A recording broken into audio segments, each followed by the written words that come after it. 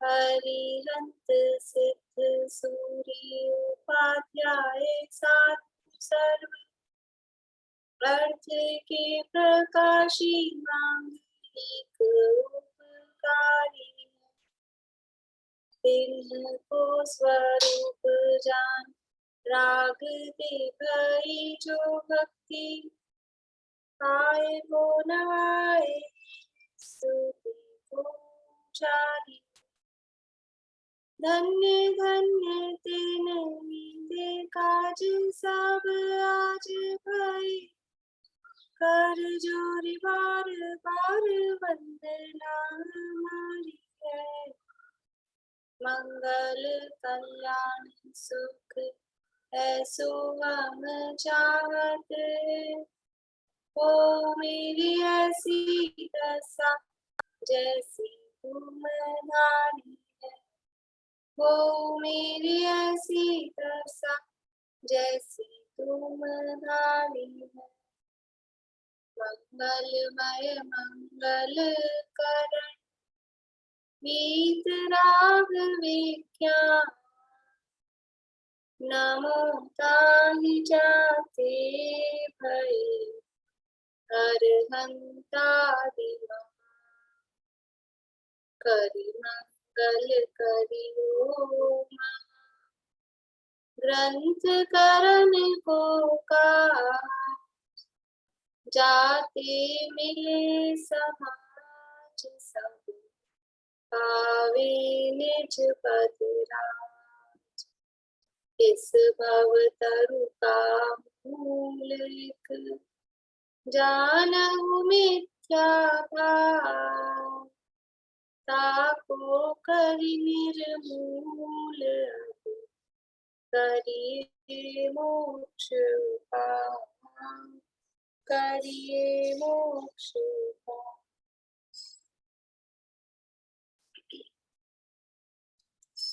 मोक्षा प्रकाशित में 8वां अधिकार अपना चल रहा है। हेडिंग क्या है अधिकार का? उपदेश का स्वरूप। उपदेश का स्वरूप ये अधिकार का हेडिंग है और इसके अंतर्गत उपदेश का स्वरूप बताया है और वो उपदेश किस रूप में दिया गया है कि 4 अनुयोगों के रूप में। उन अनुयोगों के बारे में यहाँ पर वर्णन किया गया है। सबसे पहले अनुयोगों का प्रयोजन बताया और अब उन अनुयोगों के व्याख्यान की विधान कि किस तरह का कथन किस अनुयोग में किस टाइप से कथन किया गया है, तो वो उस अनुयोग के कथन को उस तरह से ही ग्रहण करना कि कहाँ स्थूल कथन है, कहाँ सूक्ष्म कथन है, कहाँ बाह्य क्रिया की मुख्यता से कथन किया गया है, कहाँ एकदम सूक्ष्मता से निश्चय कथन है वो किया गया है। वो उनके व्याख्यान की जो स्टाइल है वो जब तक समझ में नहीं आई तो वो जो कहा गया है जिनवाणी वो किस अपेक्षा से कहा गया है, उसको कितने वजन के साथ किस तरह से हमको ग्रहण करना वो समझ में नहीं आ पाएगा। इसलिए यहाँ पर अनुयोगों के व्याख्यान का विधान ये बता रहे हैं। अपनी चर्चा चल रही है चरणानुयोग के व्याख्यान के विधान के संबंध में। चरणानुयोग में 2 प्रकार से उपदेश दिया गया है, एक तो केवल व्यवहार का और एक निश्चय सहित व्यवहार का। क्यों? क्योंकि जीव 2 टाइप के हैं। एक तो ऐसे हैं जिनको निश्चय का कुछ भी ज्ञान नहीं है, उपदेश दो तो भी उनको कुछ ज्ञान नहीं होता है, लेकिन फिर भी वो धर्म सन्मुख है। वो धर्म सन्मुख है तो अगर वो आए हैं हमारे पास, वो धर्म के सन्मुख हुए हैं तो कुछ ना कुछ धर्म का उपदेश उनके लिए भी है। तो उनके लिए केवल व्यवहार ही का उपदेश, व्यवहार के उपदेश से उनका क्या भला होगा कि दुर्गति नहीं होगी, सुगति होगी, और सुगति होगी थोड़ी कक्षाएं मंद रहेंगी तो निश्चय धर्म भी उसको प्राप्त होने का चांस है। और दूसरा जो उपदेश का टाइप है वो है निश्चय सहित व्यवहार का उपदेश। निश्चय सहित व्यवहार का उपदेश किन जीवों को दिया गया है कि जिनको निश्चय का ज्ञान है या फिर बिल्कुल उनको निश्चय का ज्ञान होने वाला है या उपदेश देंगे तो उनको निश्चय का ज्ञान हो जाएगा। मतलब जो खुद सम्यक दृष्टि है अथवा सम्यक के सन्मुख है उनको निश्चय सहित व्यवहार का उपदेश दिया गया है, क्योंकि वास्तव में तो कार्यकारी वही है ये निश्चय हो, परिणाम सहित भाव पूर्वक फिर वो क्रियाएं प्रवृत्ति हो, तो वो कार्यकारी होती है। इस प्रकार से सबका उपकार किया है, जो कुछ नहीं समझते हैं उनका भी, जो कुछ समझते हैं उनका भी, सबका उपकार किया है, किसी भी तरह से उनको धर्म में लगाया गया। ये अपनी चर्चा कल हुई थी कि श्री गुरु तो क्या करें कि सबका उपकार करते हैं। अब उन्होंने सबका ही उपकार किया पर फिर भी किसी का नहीं बने, तो क्या करें। उन्होंने तो जैसा बना वैसा उपकार, जितना पॉसिबल था उतना उपकार उन्होंने किया है। इसलिए यहाँ दो प्रकार के उपदेश का दो प्रकार के दो प्रकार से उपदेश दिया गया है। देखिए अपन पढ़ते हैं फिर आगे बढ़ेंगे। पेज नंबर 278 पे लास्ट पैरा से। वहां व्यवहार उपदेश में तो बाह्य क्रियाओं की ही प्रधानता है। उनके उपदेश से जीव पाप क्रिया छोड़कर पुण्य क्रियाओं में प्रवर्तता है। वहां क्रिया के अनुसार परिणाम भी तीव्र कषाय छोड़कर कुछ मंद कषाई हो जाते हैं। सो मुख्य रूप से तो इस प्रकार है, परंतु किसी के न हो तो मत हो। क्या ना हो तो कि वो क्रिया करने, उपदेश दिया है क्रियाओं की प्रधानता से, तो वो क्रियाएं करने से जीवों के परिणाम तीव्र कषाय छोड़कर मंद कषाय हो जाते हैं। मुख्य रूप से तो ज्यादातर तो ऐसा ही होता है, परंतु फिर भी किसी के तीव्र कषाय छोड़कर मंद कषाय ना हो और उनकी कषाय बढ़ जाए, तो नहीं हो रही कषाय मंद तो मत हो। श्री गुरु तो परिणाम सुधारने के अर्थ यानी परिणाम सुधारने के लिए ही बाह्य क्रियाओं का उपदेश देते हैं। बाह्य क्रियाओं का जो उपदेश है वो किस लिए है? बाह्य क्रियाओं का उपदेश है परिणाम सुधारने के लिए। देखो, परिणाम सुधरने पर क्रियाएं सुधरती है कि क्रियाएं सुधरने पर परिणाम सुधरते हैं? क्या होता है? परिणाम सुधरने पर क्रिया सुधरती है, ये पहला, या क्रिया सुधरने पर परिणाम सुधरते हैं, दूसरा, या फिर दोनों ही होते हैं, या दोनों ही नहीं होते हैं?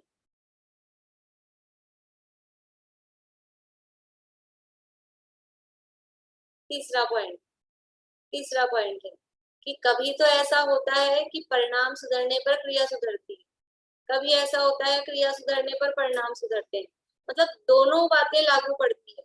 कोई एक चीज का, क्योंकि ये यहाँ दिया ही है ना, दो तरह का उपदेश, केवल बाह्य उपदेश भी है यानी केवल व्यवहार का उपदेश भी है, निश्चय सहित व्यवहार का उपदेश भी है। मतलब कि कभी तो क्रिया सुधर, पहले क्रिया सुधर रही है फिर उसके बाद परिणाम सुधर रहे हैं, ये पहले वो है केवल व्यवहार का उपदेश, क्रिया सुधारने का उपदेश दिया। और कभी ऐसा होता है कि परिणाम सुधरते हैं तो फिर क्रिया सुधरती है, वो निश्चय सहित व्यवहार का कि पहले परिणाम सुधारो फिर क्रिया सुधारो, और दोनों चीजें लागू पड़ती है, दोनों तरह से होता है। ज्यादातर तो करना क्या चाहिए, पूर्णिमा आंटी को समझ नहीं आ रहा है, उनके चेहरे पे बहुत सलाह आ रही है। परिणाम बहुत से लोगों को तो ये बाहरी क्रिया करते करते पूरा जीवन ही चला जाता है, तो परिणाम सुधरते नहीं, क्रिया में जीवन निकल जाता है। तो उन्होंने कहा ना और मत हो तो मत हो, लेकिन होता है ना।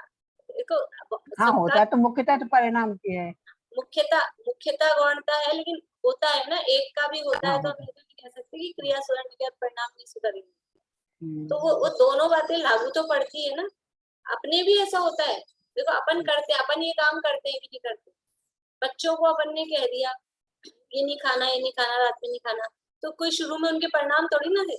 शुरू में क्या ज्ञान था उनको, छोटे बच्चे हैं 2-4 साल के। पहले अपन क्रिया सुधराते हैं ना, पहले क्रिया सुधराते हैं और फिर वो क्रिया सुधरती है तो 90% ऐसा होता है। अपने घरों के बच्चों को हमने शुरू से हमने रात में नहीं खिलाया, आलू प्याज जमीगन कुछ नहीं खिलाया, पहले उनकी क्रिया सुधराई, पहले रटाया ये नहीं खाना है, जिसमें पटेटो लिखा हो उनको स्पेलिंग याद करा दी कि पढ़ लेना, ये पटेटो लिखा हुआ है तो अपने को नहीं खाना है।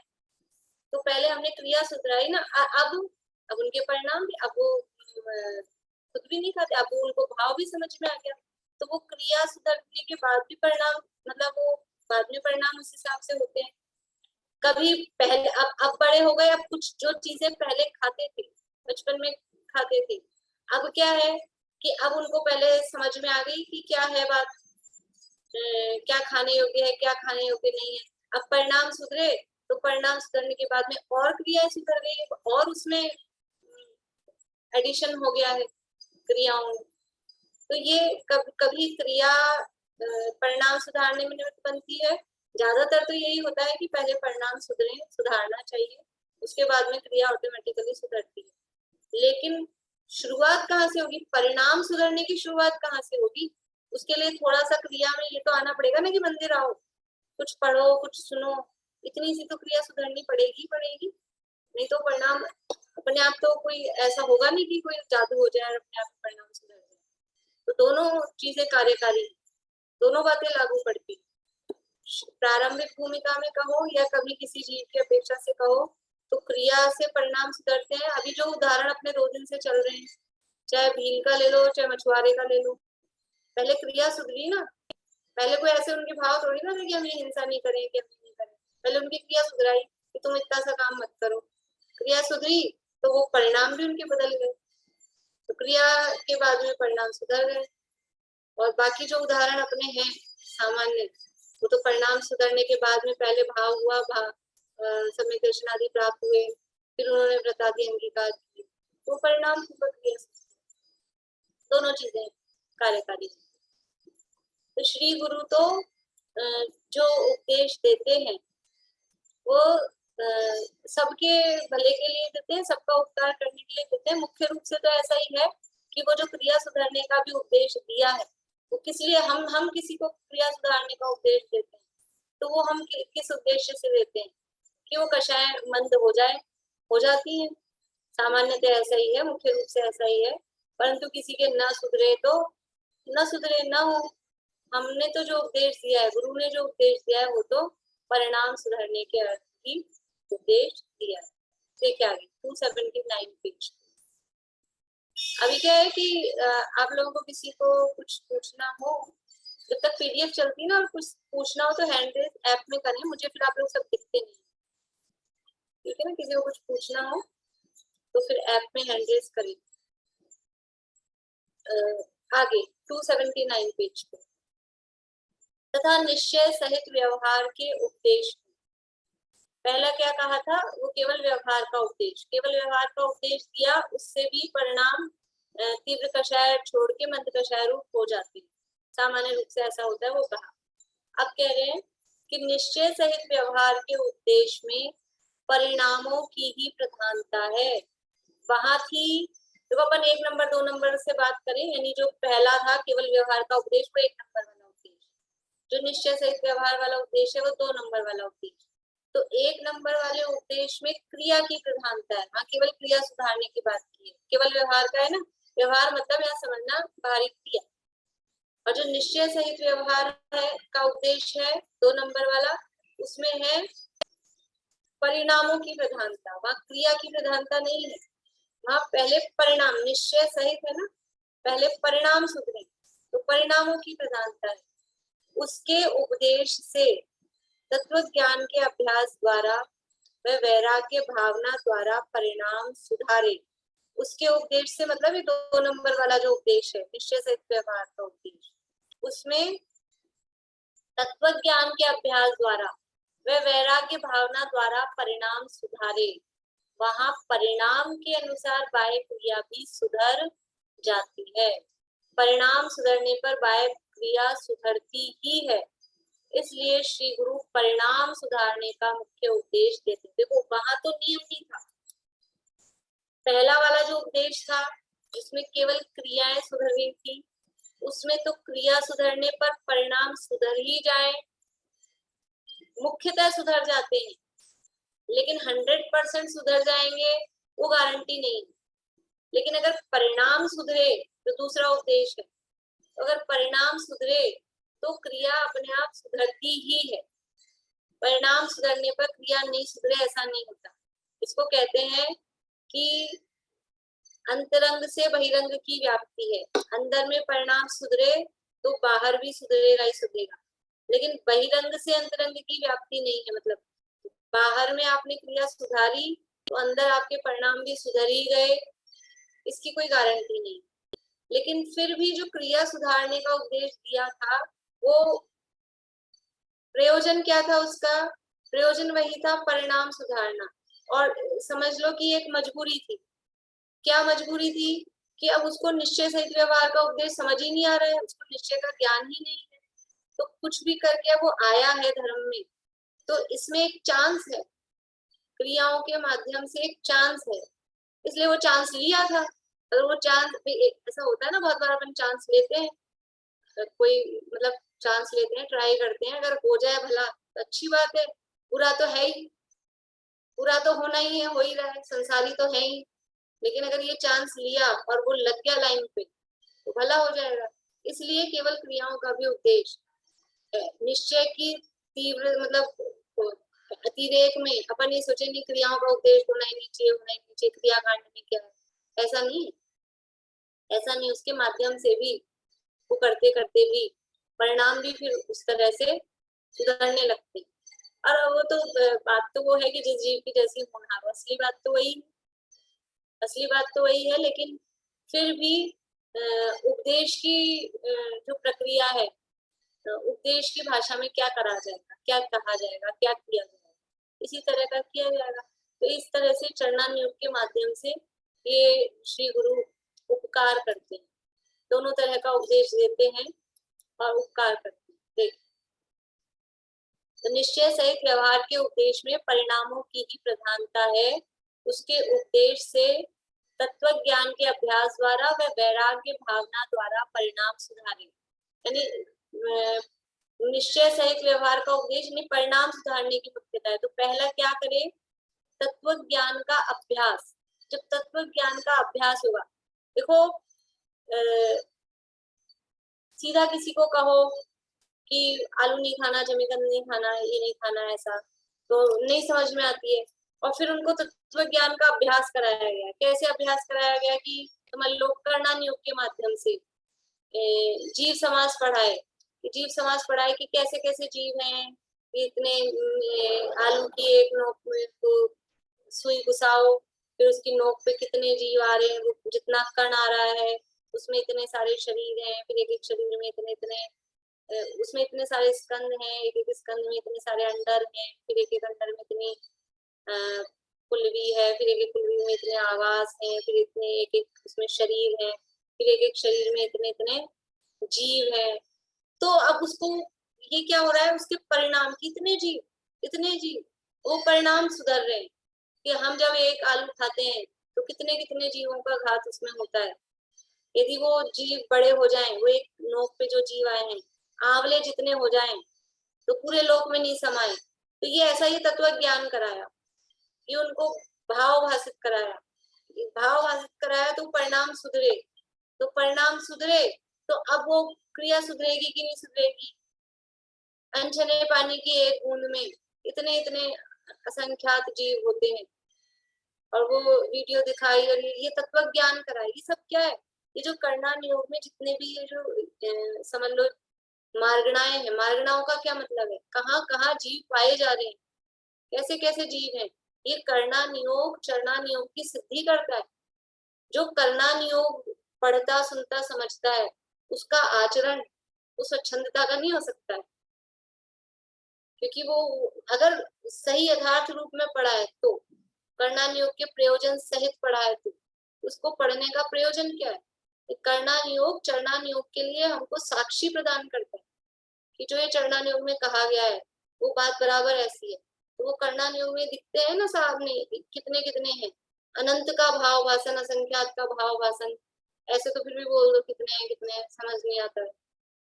और वो असंख्यात की उसको भयानकता समझ में आई, इतने जीव हम कैसे खा सकते हैं? तो वो अपने आप छोड़ता है व्यक्ति। तो वो परिणाम सुधारते निश्चय सहित व्यवहार का व्याख्यान में पहले तत्व ज्ञान कराया, पहले कुछ क्रिया के लिए नहीं कहा कि आप ये खाओ कि मत खाओ कि छोड़ो, आप तो पढ़ो। वो पढ़ाया गया, बाल बोध से शुरू किया गया, और फिर धीरे धीरे अपनी जो पाठमालाएं हैं, सारे तरह के पाठ है उसमें, तो भक्ष्य भक्ष्य वाला भी है, चरणानुयोग का भी ज्ञान है। तो वो तत्व ज्ञान हुआ। अब तत्व ज्ञान हुआ तो अपने आप ही वो क्रिया सुधरती है।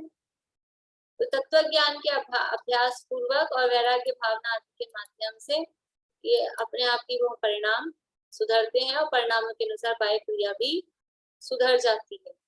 परिणाम सुधरने पर बाह्य क्रिया सुधरती ही है। इधर से तो नियम, अंदर से बाहर का नियम है, अंदर अच्छा होगा तो बाहर भी अच्छा होगा ही। केला अगर अंदर से अच्छा है, आम यदि अंदर से अच्छा है, तो उसका छिलका खराब हो सकता है क्या बाहर से? तो छिलका भी अच्छा ही होगा।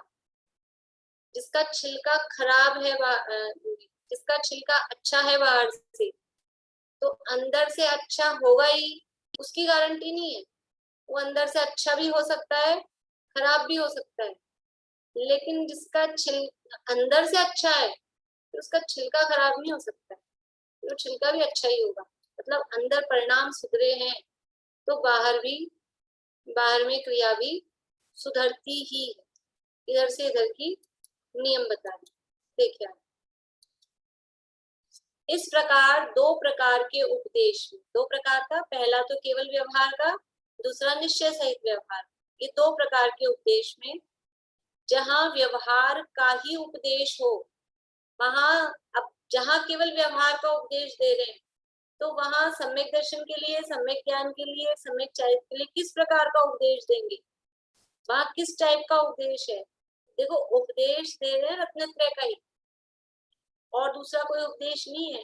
प्रयोजन वही है, रत्नत्रय की प्राप्ति। तो खाली व्यवहार के उपदेश से सम्यक दर्शन का उपदेश किस प्रकार होगा, वो यहाँ बता रहे कि जहाँ व्यवहार का ही उपदेश हो, वहां सम्यक दर्शन के अर्थ, यानी सम्यक दर्शन के लिए अरहंत देव, निर्ग्रंथ गुरु और दया धर्म को ही मानना और को नहीं मानना। यानी केवल व्यवहार के उपदेश में सम्यक दर्शन क्या है कि अरहंत देव, सच्चे देव, निर्ग्रंथ गुरु, सच्चे गुरु और सच्चे धर्म, सच्चे देव गुरु धर्म को मानना। सच्चे देव कौन है? अरहंत देव। सच्चे गुरु कौन है? निर्ग्रंथ गुरु। और सच्चा धर्म दया धर्म। दया धर्म का मतलब यहाँ पर शुभ भाव रूप दया धर्म नहीं मानना, वितरागता रूप धर्म नहीं, शुभ भाव रूप धर्म भी मान सकते हैं, इसमें केवल व्यवहार का ही उपदेश है। दया धर्म मतलब वो जीवों की दया, स्वयं दया भी, पर दया भी, उस रूप से इसको ले लेंगे। तो केवल जहाँ व्यवहार का उपदेश है, वहां पे सम्यक दर्शन के लिए, सम्यक दर्शन में क्या कहा, किसका श्रद्धान, कि सच्चे देव, सच्चे गुरु और सच्चे धर्म, उसको ही मानना, उसका नाम सम्यक दर्शन है। औरों को नहीं मानना। तथा जीवादि तत्वों का व्यवहार स्वरूप कहा है, उसका श्रद्धान करना। शंका आदि 25 दोष न लगाना।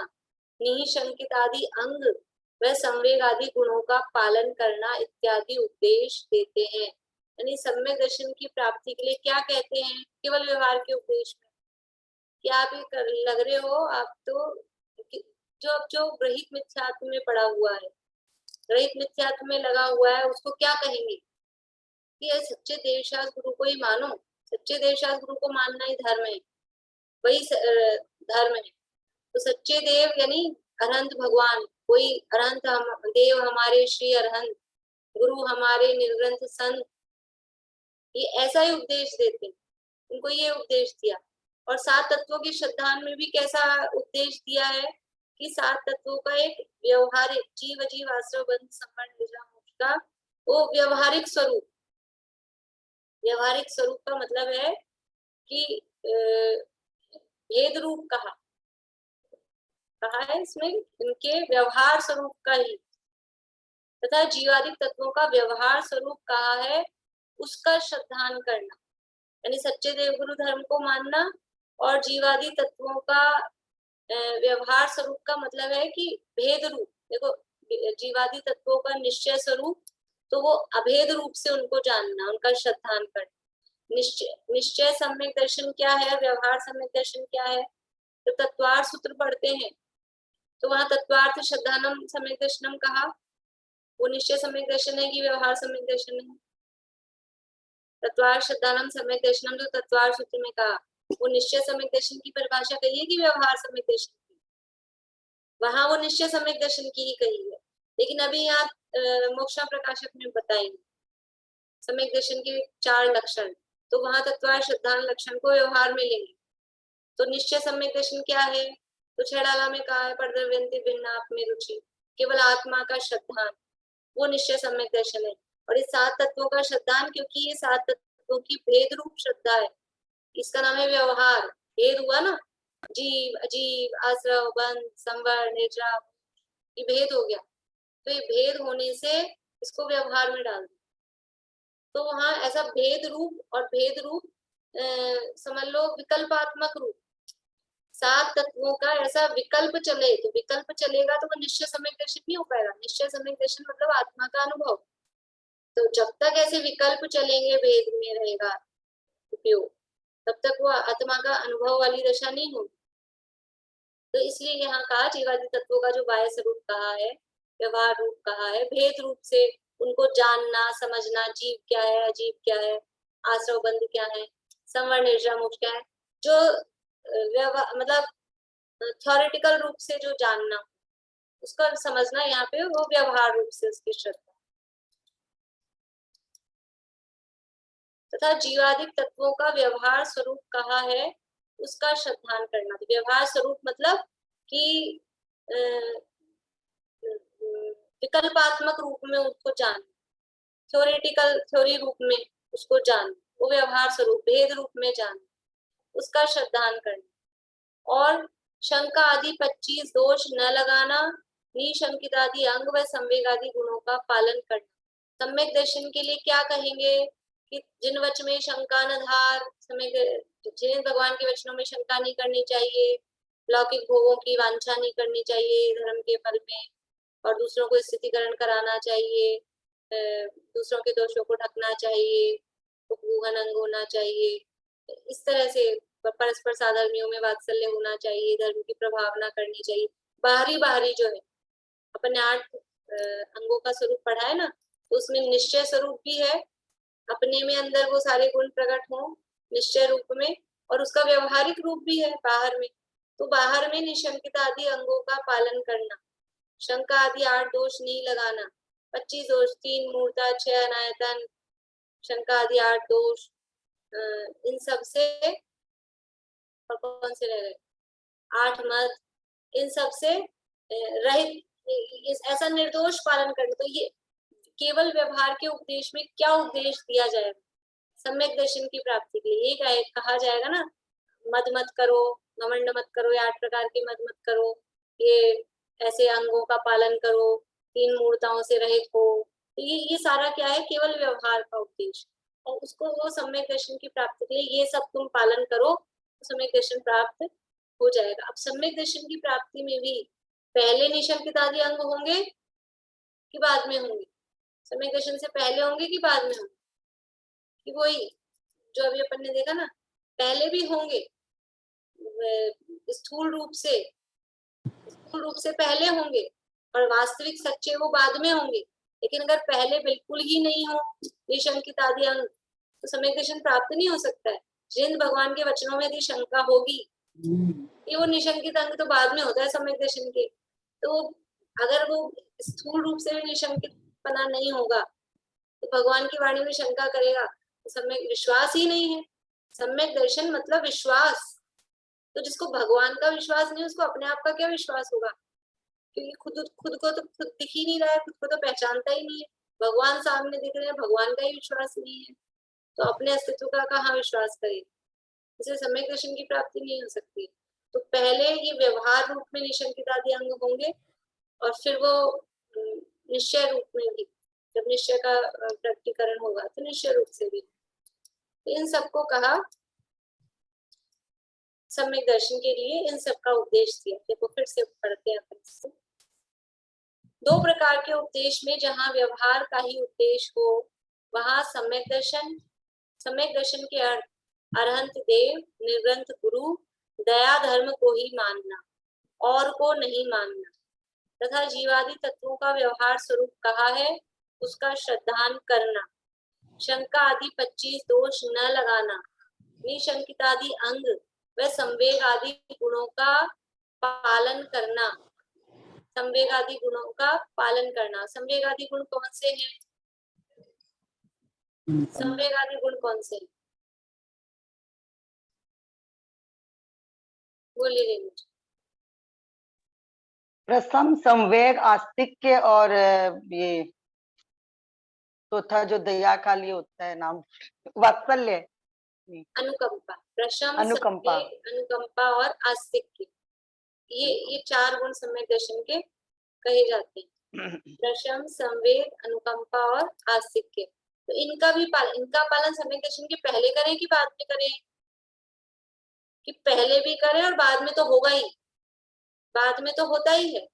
लेकिन जो सम्यक दर्शन प्राप्त करना चाहता है वो पहले भी उसको आस्तिक्य, आस्तिक्य मतलब धर्म में श्रद्धा, देवशास्त्र गुरु में श्रद्धा, सात तत्वों की श्रद्धा, बाहरी रूप से, व्यवहारिक रूप से, स्थूल रूप से वो होगी कि नहीं।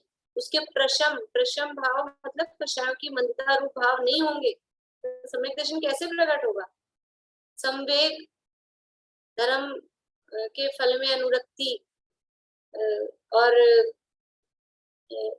उससे विरक्ति, संवेग नहीं, संवेग ही कहते हैं ना, हाँ, धर्म और धर्म के फल में अनुरक्ति, वो संवेग।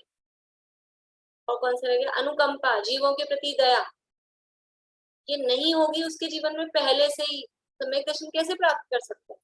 जीवों के प्रति अगर दया परिणाम नहीं है, अन्य जीवों के प्रति दया परिणाम नहीं, तो खुद के प्रति भी दया परिणाम नहीं, ये प्राप्ति नहीं। सच्चे तो सम्यक दर्शन के बाद प्रकट हो, लेकिन उसके पहले भी ये व्यवहार रूप में ये होते हैं, ये शंकितादि अंग होते हैं, शंकादि दोषों से, 25 दोषों से रहित पहले होता है। पहले 3 मूर्ता चल रही है कि 3 मूर्ता से रहित तो सम्यक दृष्टि होता है। हम तो अभी मिथ्या दृष्टि है, तो तुम मिथ्या दृष्टि बने रहोगे। अगर ये देव मूर्ता, गुरु मूर्ता, लोक मूर्ता नहीं छूटी, बाहर में सफाई नहीं हुई, तो सम्यक दर्शन आएगा कहाँ से? ये मोटा कचरा तो हटाना ही पड़ेगा ना। बारीक सफाई मतलब बिल्कुल धुलाई तो सम्यक दर्शन पे होने पे होगी, लेकिन मोटा कचरा तो हटाओगे। मोटा कचरा ही नहीं हटेगा, ग्रहित मिथ्यात्व भी नहीं हटाया, फिर सम्यक दर्शन प्रकट हो जाएगा? नहीं हो सकता। तो ये सब सम्यक दर्शन के लिए इन सब का उपदेश कहाँ दिया? पहले नंबर टाइप वाले उपदेश, जहाँ केवल व्यवहार की प्रधानता है। ये सम्यक दर्शन के लिए हुआ। अब सम्यक ज्ञान के लिए क्या कहते हैं केवल व्यवहार की प्रधानता में? सम्यक ज्ञान के अर्थ जिन मत के शास्त्रों का अभ्यास करना। देखो सम्यक ज्ञान किसे कहते हैं? सम्यक ज्ञान किसे कहते हैं कि आप रूप को जान पनोसो सम्यक ज्ञान कला है, ये तो निश्चय सम्यक ज्ञान। अभी निश्चय नहीं है तो सम्यक ज्ञान किसे कहते हैं कि जिन मत के शास्त्रों का अभ्यास करना, शास्त्राभ्यास करना, वो सम्यक ज्ञान। जिन मत के, जैन धर्म के जिनेन्द्र भगवान ने जो जिसका प्रतिपादन किया है उसके शास्त्रों, अकेला शास्त्रों का नहीं, शास्त्र मतलब जो सच्ची जिनवाणी जिनेन्द्र भगवान के द्वारा कहा गया है, उस शास्त्रों का अभ्यास करना, अर्थ व्यंजनादि अंगों का साधन करना इत्यादि उपदेश देते हैं। देखो सम्यक दर्शन नहीं, सम्यक ज्ञान के 8 अंग पता है आपको? सम्यक ज्ञान के 8 अंग। रत्नत्रय की पूजन करते हैं इंस्ट्रक्शन वगैरह में, बोलिए। शब्दाचार, अर्थाचार, उभयाचार, नन्वाचार, बहुमानाचार, कालाचार और 2 रह गए ये भी तपाचार, उभयाचार। उभया तो आ गया जी, उभया तो आ गया। शब्दाचार, अर्थाचार, उभयाचार, नन्वाचार, बहुमानाचार, कालाचार और 2 व्यंजनाचार। उपधानाचार, उपधानाचार। अच्छा एक अच्छा, ये उपधानाचार है। ठीक और है। कौन सा रह गया? वो क्रम आपने आगे पीछे बोले ना, व्यंजनाचार है क्या? कौन सा? व्यंजनाचार नहीं, अनिल व्यंजन नहीं है, नवाचार, व्यंजन नहीं है, अनिल नवाचार। शब्दाचार में आ गया व्यंजनाचार, तो अनिल नवाचार, शब्दाचार, अर्थाचार, उभयाचार, बहुमानाचार, नवाचार भी नन्वाचार। बोल दिया। हम्म, देखिए शुरू से बोलते हैं फिर आ जाएगा। हाँ, सब बोलिए पूर्णिमा आंटी, रेणु जी आप बोलिए। बोल रहे हैं आप? लिखना है आपको? आपने तो हैंड रेस किया था, मुझे लगा आप बोल रहे हैं। मैं गलत क्वेश्चन समझ गई थी। आपकी मैं आदत सम्यक दर्शन समझ गई, सम्यक दर्शन भी समझ प्रश्न गई। हो तो हैंड तो रेस कर ही देना। अनिवाचार। नहीं मैं अनवाचार, मैं सम्यक दर्शन समझ गई। चलिए लिखिए। अनिलवाचार, अन्नवाचार हो गया था। शब्दाचार, अर्थाचार,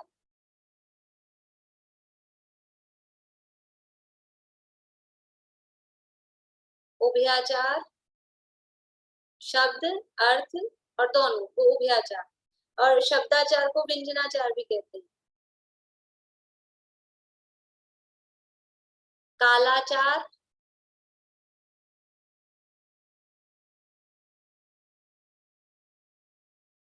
क्या हुआ बिला अभी? कुछ कह रहे? सुनाई नहीं पड़ा, फिर से बोलिएगा प्लीज। कालाचार, काल काल काल, ओके ठीक है। कालाचार,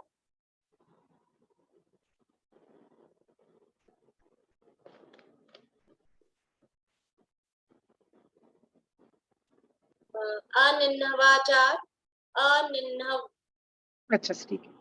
अनिन्नवाचार, अनिन्नव निन्नो आचार। मतलब छुपाना, वैसा ही वाला निन्नो। अच्छा। ये अपने जो ज्ञानावरण दर्शनावरण के आश्रम के कारण है ना, उनमें भी आया था ये शब्द।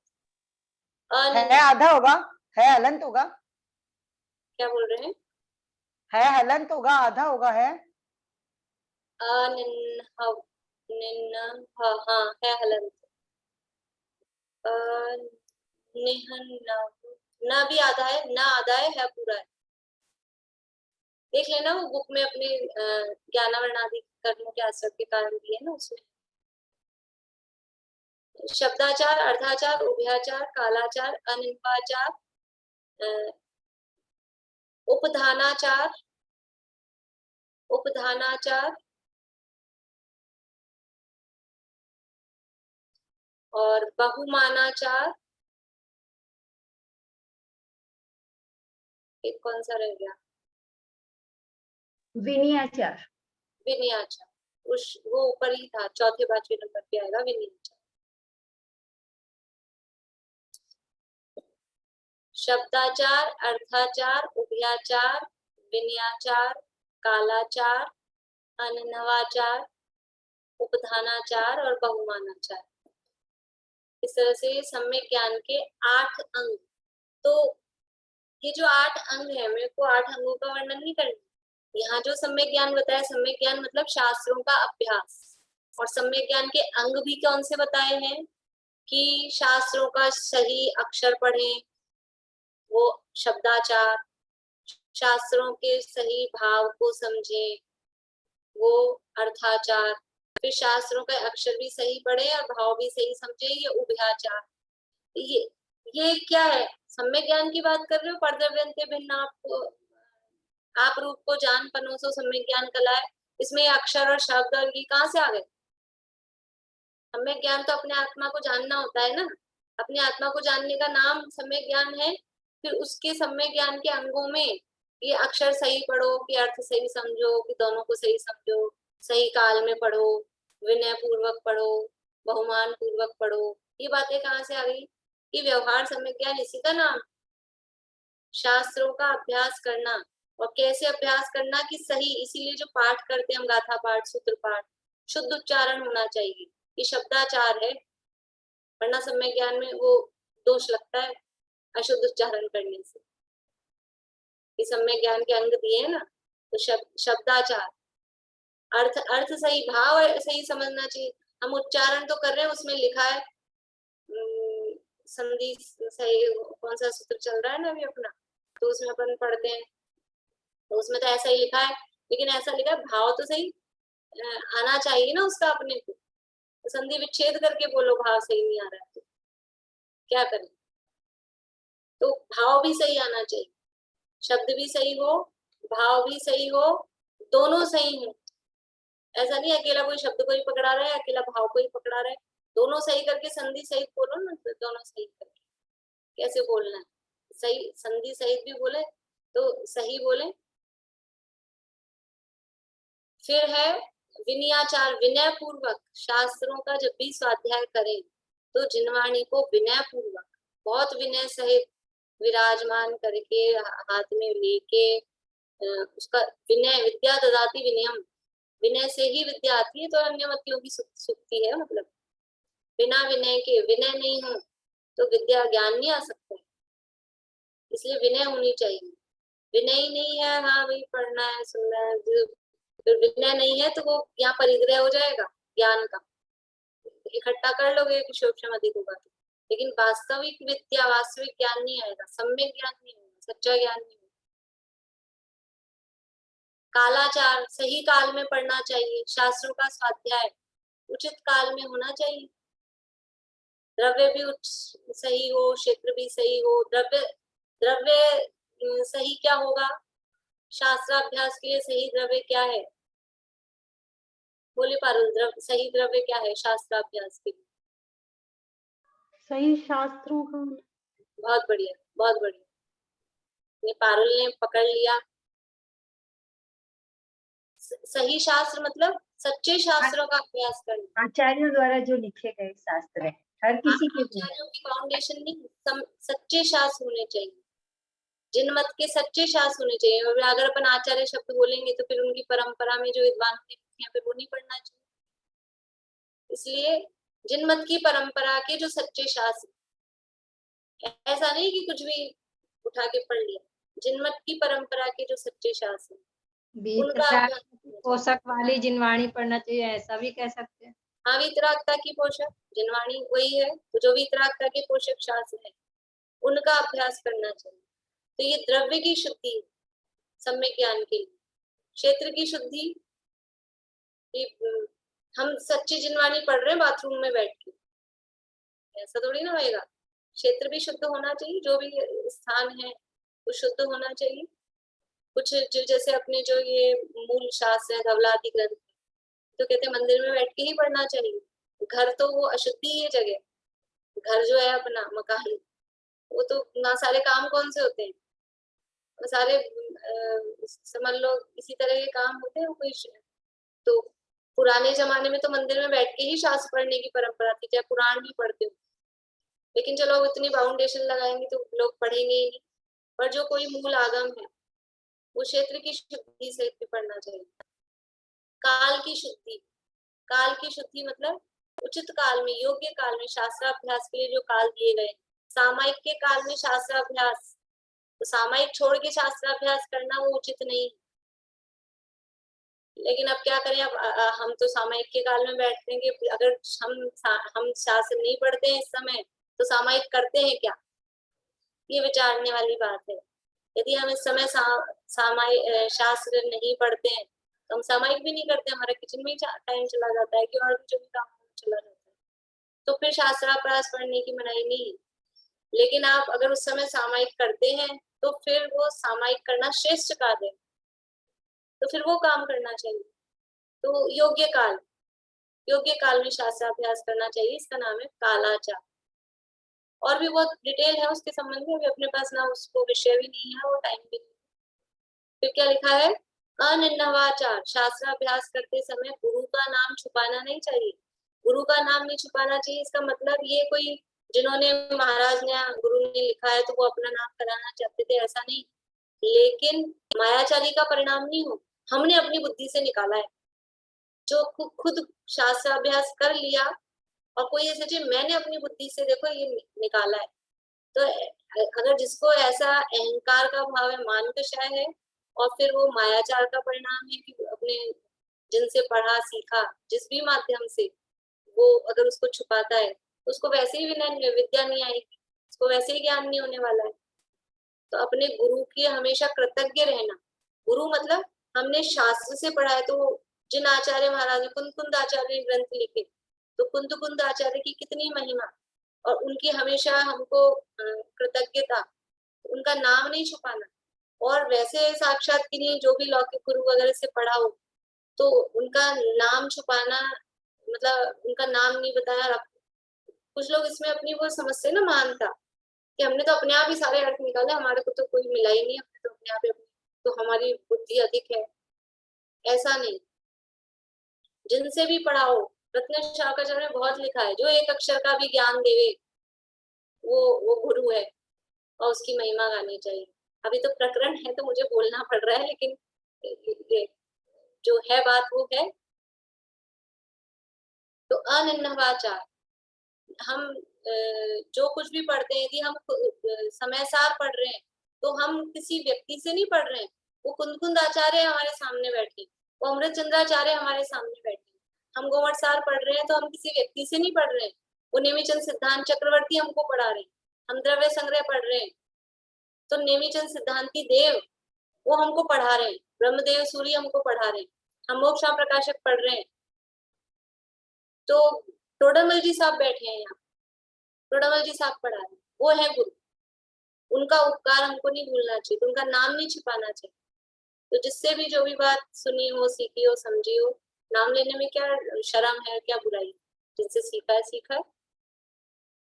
अनिन्नवाचार और बहुमानाचार, बहुमान होना चाहिए, जिनवाणी का भी, गुरु का भी, सबके अंदर अंदर उमड़ना चाहिए बहुमान का पढ़ना, तो बहुमानाचार। और एक है उपधानाचार। उपधानाचार का अर्थ ऐसा है, एक तो अर्थ ऐसा है कि जब हमने स्वाध्याय कुछ शास्त्र अभ्यास शुरू किया तो कुछ नियम ले लिया कि जब तक ये अभ्यास पूरा होगा तब तक हम कुछ त्याग किया है कि कुछ ये काम करेंगे, इस तरह का, उसको भी उपधान बोलते हैं। वो उपधानाचार के अंतर्गत आते हैं। और हो गए सारे, कौन सा रह गया? विनयाचार हो गया, विनय करनी चाहिए, विनयाचार, विनयाचार, बहुमानाचार। इस तरह से ये सम्यक ज्ञान, तो सम्यक ज्ञान के अंग जो बताए उसमें सारी शास्त्र से संबंधित बात बताई, शास्त्र से रिलेटेड बात बताई। यहाँ भी वही कह रहे, सम्यक ज्ञान के अर्थ क्या करना है?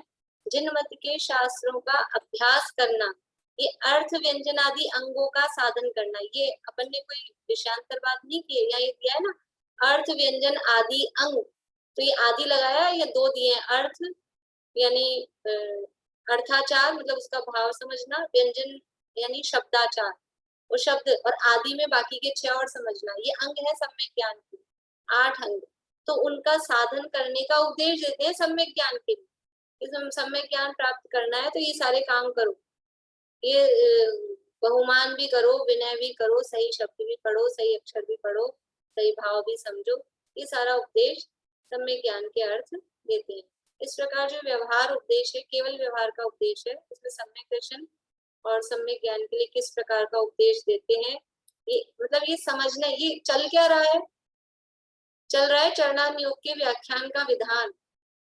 तो चरणान योग में ये ऐसा उपदेश दिया गया, ऐसा उपदेश दिया गया होगा कहीं, तो वहां समझना कि यहाँ ये केवल व्यवहार का ही उपदेश है कि निश्चय सहित व्यवहार का उपदेश है, ये किस तरह का उपदेश है, ये अपने को समझना है। प्रकरण क्या चल रहा है वो दिमाग से नहीं निकल जाता, प्रकरण वही चल रहा है। अब सम्यक चारित्र के लिए किस तरह का देते हैं वो कल देखेंगे। बोले निशान। अभी जो हम लोग रोज गाथाएं बोलते हैं ना, ये जो ऑनलाइन क्लासेस जो है, इससे अब घर में गाथाएं गूंजने लगी है अपनी, तो डेली आचार्य देव हमारे घर में आके बोलते हैं। बिल्कुल भी। मैं जो ये विकास जी छाबड़ा का सुनती हूँ ना क्लासेस गोमट सार की, तो वो गाथाएं मुझे तो आती नहीं है, लेकिन मुझे ऐसे अंदर से अच्छा लगता है कि आचार्य देव बोल रहे हैं। बोले पाल। भाभी आपने शुद्धि में द्रव्य छेद काल बता दिया, भाव रह गया। भाव रह गया क्या? भाव की शुद्धि, अपने परिणाम शुद्ध होने चाहिए। जब शास्त्र पढ़ रहे हैं एकदम अंदर तो लड़ाई झगड़े की, किसी से लड़ के आए हैं और अंदर कषाय चल रही है और वही परिणाम चल रहे हैं, तो वो भाव अशुद्ध है। मायाचारी चल रही है, मान का परिणाम चल रहा है, क्रोध का परिणाम चल रहा है, चोरी का परिणाम चल रहा है, वो भाव अशुद्ध है। शुद्ध भावों के साथ पढ़ना चाहिए। परिणाम अपने मंद कषाय रूप होने चाहिए, वो भाव की शुद्धि, विनय का परिणाम होना चाहिए। बोले रेणु जी, अनम्यूट करिए। बोले हैंड रेस करती हूँ तो उस समय आता है, और जब बोलने लगती हूँ ना तो अटक जाती हूँ कभी कभी, बिना बिना जाने हैंड रेस नहीं करती हूँ मैं। तो ऐसे मजाक कर लेती हूँ आपके साथ। पता है आपको बुरा नहीं लगेगा इसलिए। एक बात ऐसे ही और भाभी, बता जब बेला अभी बोलिए, फिर से बोलिए। अरे आप लोगों की आवाज बहुत धीरे धीरे आती है। जब हम सूत्र वगैरह याद करते हैं उस समय, जब आप एग्जाम वगैरह लेते हो तो हम थोड़ा अच्छे से याद करते हैं। अब उस समय आप कहते हो ना जगह, तो हमें तो सब जगह वो सूत्र मतलब हम बोलते रहते हैं अपने मन में, पूरा अध्याय वगैरह के अगर हम सुनाते हैं तो उस समय ये होता है कि अब उस समय आप कहते हो ना कि नहाते हुए या कुछ खाते हुए या खाना बनाते हुए हर समय वो हमारे अंदर घुसते रहते हैं, और तो क्या वो गलत है? नहीं गलत नहीं, अंदर चलते हैं ना, अंदर चलने में क्या दिक्कत? क्योंकि सुबह वो इतना उस समय झूठे रहती है मुंह लटक के बोलना नहीं, लेकिन झूठा मुंह है और अंदर अपने को वो गाथा अंतर्जल में चल रही है तो क्या दिक्कत? चलेगी वो। उस समय तो बहुत तीव्रता से चलती है, एकदम इतना मतलब रहता है कि हमें याद करना और हमें सुनाना है, तो वो हर जगह चलता है उस समय, चाहे हम कहीं भी रहें, चाहे हम अच्छा करें चाहे गलत काम कर रहे हो, हर समय चलता रहता है। यही तो रिजल्ट चाहिए कि वही चले। दूसरे पिक्चर के गाने को, एक गाना सुन लो ना, सकरात के दिनों में बहुत बुरी हालत हो जाती है, वो गाने चलते हैं दिन भर छतों पे, और कभी कभी चढ़ जाते हैं, मतलब कोई लाइन ऐसी होती है। वो 10 लक्षण में जब पूजा सामूहिक होती है ना, तो पूजा सारा दिन चलती है, 2 लाइनें कभी होते हैं ना, सारा दिन चलती रहती है, ऐसा होता है। वो अच्छी बात है, वही चाहिए कि इधर उधर दूसरी बातों से, ये द्रव्य में भी बाहर में भले ही वो शब्दों में चल रही है, लेकिन वो द्रव्य भी हमारे अच्छे शब्द निकल रहे हैं, अंदर भी अच्छे शब्द चल रहे हैं, अच्छी बात है। तो उसके लिए घर में भी इसीलिए जो ऑडियो चलते हैं कि दादा के निकले हैं, समझ लो इतने सारे पद्य अनुवाद और भी चीजें, पहले कुन शतक का बहुत चला था, तो वो सुबह उठते से लगा लो तो दिन भर वो चलता है, भजन है अपने अंतर्ध्वनि संजीव जी के, दिल्ली वालों के, सुन लो सुबह सुबह चला लो तो वो चलते रहते, तो वो अच्छी बात है, चलना चाहिए। पारुल और बोलना आपको, बोलिए। भाभी उद्दानाचार में आपने 2 अर्थ बताए थे, एक में तो नियम लिया और दूसरा क्या बताया? दूसरा मुझे थोड़ा अभी स्लिप हो रहा है, मैं देख के बताती हूँ, कल किसी को ध्यान हो तो बता दीजिए। पर उसके 2 अर्थ होते हैं, पर पुरुषार्थ सिद्धि उपाय में दिए हैं, अभी मेरे पास ग्रंथ नहीं है यहाँ पे, तो आप लोग देख लेना। पुरुषार्थ सिद्धि उपाय में इंडेक्स में देखेंगे ना, सम्यक ज्ञान वाला टॉपिक, तो उसमें ये 8वां अंग का स्वरूप दिया है, तो वो जो शायद मैं दूसरा कह रही हूँ ना, वो पुरुषार्थ सिद्धि उपाय में दिया है। चलिए जिनवाणी स्तुति करते हैं।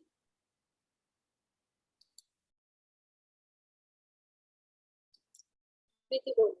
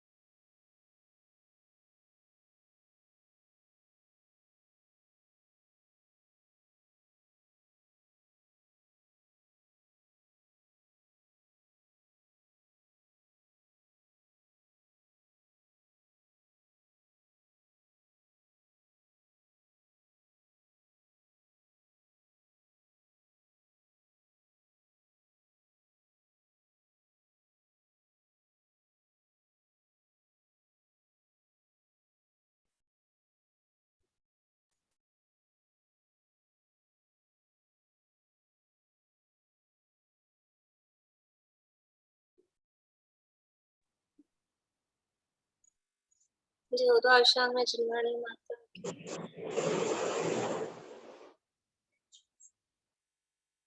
जय श्री से देखो,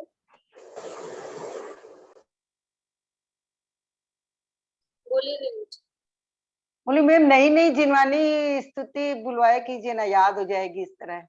हाँ वो मुझे दूसरी टाइम ही नहीं मिल रहा कुछ और देखने का, रोज सोचती हूँ। आप लोगों को किसी को हो तो बता दीजिएगा, कुछ और बोलिए। वो इसी बात में मैं भी एक बात बोल रही थी, ये वो जैसे आप द्रव्य संग्रह का बता रही हूँ, उसमें ऐसे हरदम पहले ही गाथा बोलती ना, ऐसे वो जो उनका और गाथाओं का हिंदी में अनुवाद है वो भी कभी कभी बोले, हम जैसे पहला वाला तो याद हो गया, बाकी याद नहीं है। और वो बाकी कभी कभी बोलने से वो तो अपन फिर रोज एक ही बोले ना, नहीं, कम से सालों कम बोल रहे हैं ना, जो गाथा पढ़ रहे हैं उसका तो कम से कम बोल सकते हैं। ऐसा कर सकते हैं। मैं वो बहुत अच्छा लगता है, मैं गे हूँ, मैं वो क्या, बहुत ज्यादा अच्छा लगता है वो। आप 2-3 दिन से ना स्क्रीन शेयर नहीं कर रहे उसका, ठीक वो स्क्रीन शेयर कीजिएगा ना। ठीक है, ये कर सकते हैं। द्रव्य संग्रह में अपन वो पद्यानुवाद वो दादा वाला है वो मैं दे दिया करूंगी, लेकिन आप क्योंकि वो क्या है, पहले ही वाला आप हरदम बोलती हैं, वो तो क्या बहुत अच्छा है, कोई बात नहीं उसमें, लेकिन मैं यही सोच रही थी, मैंने कहा एटलीस्ट जो हम लोग पढ़ रहे हैं गाथा उसका कर सकते हैं। दादा के पद्यानुवाद है, बहुत अच्छे ही होते हैं दादा के पद्यानुवाद, वो सारी होती है। मेरे पास तो है वो अध्यात्म नवनीत, उसमें सारे हैं उनके सारे। चलिए।